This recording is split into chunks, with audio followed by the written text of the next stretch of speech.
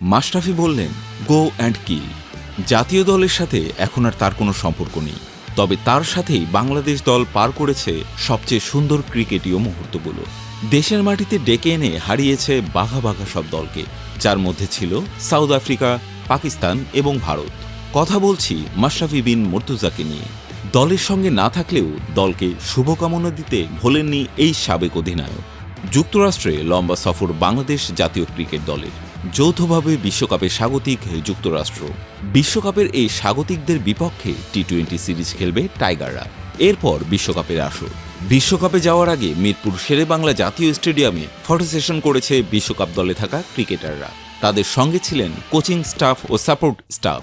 বিশ্বকাপ দলের ওই ছবি সামাজিক যোগাযোগ মাধ্যম দিয়ে দলকে শুভকামনা জানিয়েছেন সাবেক অধিনায়ক মাশরাফি বিন মুর্তজা। তিনি লিখেছেন, সাহস সবসময় গর্জন করে না, শুধু দিন শেষে শান্ত কণ্ঠস্বরে বলে, আগামীকাল চেষ্টা করব। Go and kill it champ. সবসময় শুভকামনা আমার প্রাণের দেশ, প্রাণের দলের প্রতি।